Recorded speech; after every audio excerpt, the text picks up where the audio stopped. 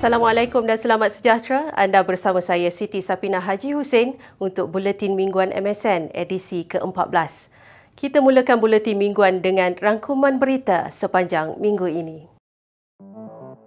Persekutuan Tinju Malaysia dengan kerjasama Majlis Sukan Negara dan Persatuan Tinju Negeri Perak telah menganjurkan kejohanan Tinju Piala Menteri Belia dan Sukan pada 23 hingga 27 Mac 2022.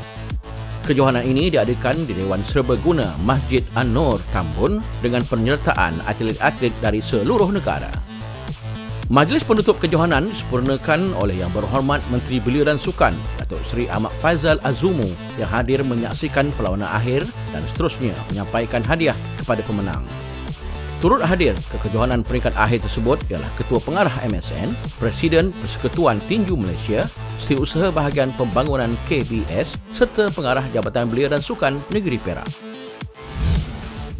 Pasukan Karate Negara tampil menjadi pasukan yang diguruni di kejohanan Persatuan Karate Asia Tenggara 2022 di Phnom Penh, Cambodia. Pada kejohanan yang berlangsung dari 21 hingga 27 Mac 2022 itu, pasukan negara berjaya mengondol 5 pingat emas, 3 pingat perak dan 4 pingat gangsa menerusi acara komite dan kata. Tahniah diucapkan kepada pasukan Karate Malaysia. Pemergian Allahyarham Muhammad Saiful Izzuddin bin Mustafa, pelatih Akademik Bola Sepak Negara Moqtada Hari, merupakan satu kehilangan besar buat pembangunan bola sepak negara apabila beliau disifatkan mempunyai bakat seperti Lokman Hakim Samsudin. Allahyarham merupakan pemain yang berkebolehan bermain di pelbagai posisi untuk pasukan AMD bawah 14 tahun dan merupakan seorang yang baik budi pekerti serta sentiasa menjaga solatnya. Allahyarham yang lemas ketika mandi di Sungai Ketil, Baling ditemui selepas 28 jam di sebuah lokasi sejauh hampir 10 km dari tempat kejadian. Jenazah Allahyarham selamat dikebumikan di Tanah Perkuburan Islam, Kampung Teluk Sungai Durian, Baling. Menteri Belia dan Sukan Datuk Seri Ahmad Faizal Datuk Azumu mempengerusikan mesyuarat Lembaga Pengurus Majlis Sukan Negara Penggal ke-22 kali ke-7 pada Isnin 29 Mac 2022. Mesyuarat yang dihadiri oleh 9 ahli lembaga pengurus itu merupakan mesyuarat terakhir untuk penggal ini sebelum penggal baru bermula 1 Mei 2022. Pusat Latihan Negeri Kedah telah menjadi juara bagi kejohanan rugby NRDP Zon Utara yang telah berlangsung pada 30 Mac. Kejohanan yang berlangsung di Kompleks Sukan Negeri Perlis ini telah diadakan dengan kerjasama Persatuan Rugby Negeri Perlis. PLN Kedah telah menjuarai kedua-dua kategori yang dipertandingkan iaitu bawah 15 dan 17 tahun. Sebanyak 11 pasukan yang terdiri daripada pusat-pusat latihan NRDP yang berada di Zon Utara telah mengambil bahagian pada kejohanan kali ini. Kejohanan ini diadakan bertujuan memberi pendedahan dan meningkatkan playing time kepada pelatih-pelatih NRDP setelah hampir 2 tahun tiada sebarang kejohanan rugby di peringkat pembangunan. Seramai 311 atlet dan jurulatih menghadiri Perhimpunan Atlet dan Jurulatih Program Podium dan Pelapis Kebangsaan yang diadakan pada 31 Mac 2022. Perhimpunan siri kedua ini diadakan bagi memberi penerangan awal mengenai persiapan kontingen Malaysia ke Sukan SEA Vietnam 2021 yang disampaikan oleh Pengarah Bahagian Atlet Encik Jeffrey Ngadirin. Turut diadakan taklimat anti-doping oleh Agensi Anti-Doping Malaysia ADAMAS. Kejohanan Sekit Satu Kebangsaan Para Badminton 2022 yang berlangsung selama 3 hari bermula 25 hingga 27 Mac bertempat di Pusat Kecemerlangan Sukan Paralimpik Kampung Pandan menjadi medan persaingan atlet para menunjukkan ketangkasan dan merebut tempat dalam program latihan MSN. Sekit ini juga dijadikan platform terbaik bagi atlet-atlet yang berpotensi untuk layak ke Tamasya Sukan akan datang. 82 peserta daripada 10 kategori telah mengambil bahagian pada sirkuit kali ini. Ia merupakan persiapan bagi menghadapi Sukan Para ASEAN Solo Indonesia pada 23 Julai dan juga Para Sukma 29 Oktober 2022. Bagi jurulatih para kebangsaan, Wun Zi Mei, kejohanan ini juga adalah sebahagian daripada proses pemilihan bagi Sukan Para ASEAN dan memberi peluang kepada bakat baharu untuk memasuki program latihan kebangsaan. Kali ini nampak sirkuit ada pemain baru dan pemain lama lah. baguslah untuk mereka. Nampak semangat mereka datang sirkuit ini. Sudah 1 tahun tidak menyertai sirkuit kebangsaan. Kami nampak ada beberapa pemain ada peluang masuk program MSN. Atlet para badminton kebangsaan, Huzairi Abdul Malik berjaya mencuri tumpuan apabila menjadi johan kategori perseorangan lelaki SL4. Bagi Huzairi, sirkuit kali ini amat bermakna setelah lebih setahun tiada kejohanan disebabkan pandemik COVID-19.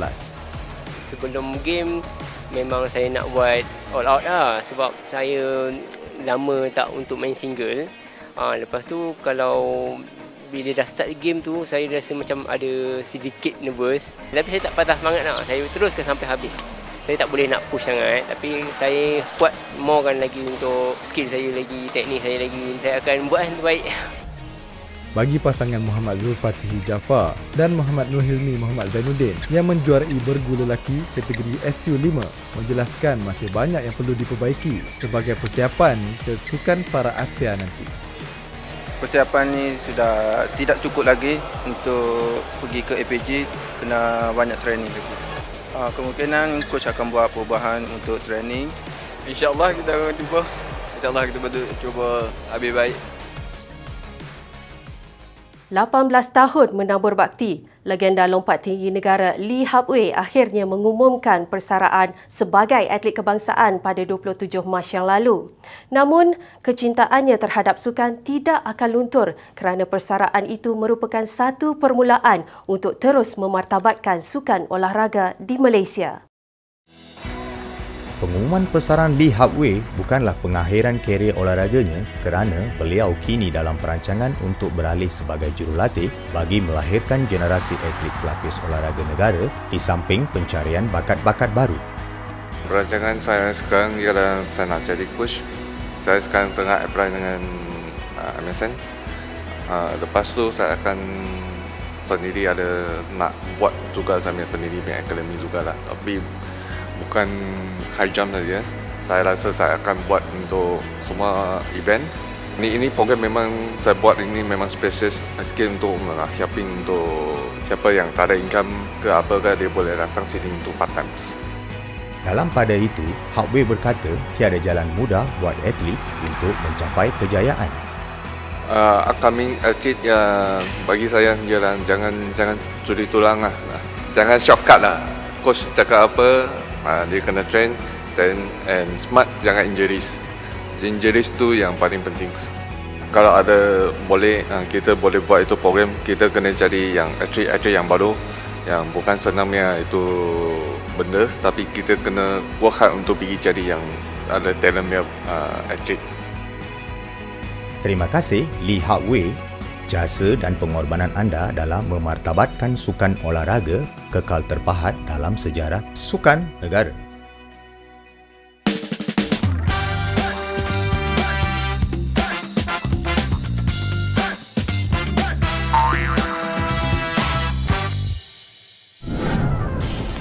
Jangan lupa 55 Aziz Kota. Minggu ini dia Tomo cantik. Kalau kita menang, kita sanjung. Jadi kalau kalah, kita jangan maki, jangan caci.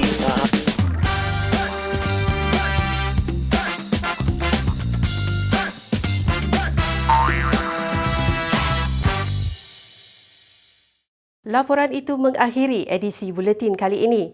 Sebelum berpisah, mari sama-sama kita saksikan minggu ini dalam sejarah sukan negara dan Mutiara Ramadan bersama Ustaz Arfah Husnani.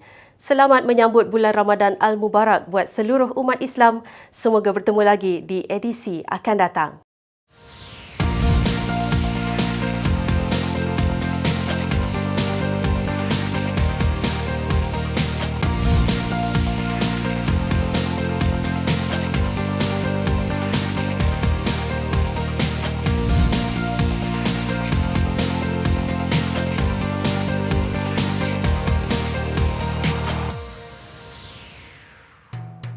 Bismillahirrahmanirrahim. Assalamualaikum warahmatullahi wabarakatuh. Alhamdulillah, syukur kita kepada Allah Subhanahu Wa Taala dengan limpah rahmatnya kita pada ketika ini berada di bulan Ramadan. yang mana sebagai warga sukan yang beragama Islam, kita diwajibkan berpuasa sebulan di bulan Ramadan. Berpuasa bukan hanya menahan diri daripada lapar dan dahaga, tapi kita juga berkewajipan untuk meninggalkan perkara-perkara yang membatalkan puasa. Jadi dalam bulan Ramadan, Allah SWT melalui lisan baginda Nabi SAW banyak menjanjikan fadilat-fadilat dan ganjaran-ganjaran yang perlu kita kejar dan juga perlu kita raih sebanyak mungkin. Di antaranya adalah kita disunatkan untuk solat tarawih. Jadi kepada semua warga sukan, kita boleh solat tarawih di Surau Al-Faizin, Majlis Sukan Negara bersama dengan imam-imam yang telah ditetapkan. Begitu juga kita digalakkan untuk melipat gandakan sedekah kita. Dan dengan memperbanyakkan infak sama ada di surau ataupun di rumah-rumah anak yatim ataupun orang miskin. Dan begitu juga kita digalakkan untuk membaca Al-Quran, yang mana bulan Ramadan adalah bulan Al-Quran. Mudah-mudahan dengan ibadah yang kita lakukan ini akan menguatkan lagi motivasi kita untuk meraih kejayaan di Sukan SEA Vietnam nanti. Jadi sekian sahaja. Wassalamualaikum warahmatullahi wabarakatuh.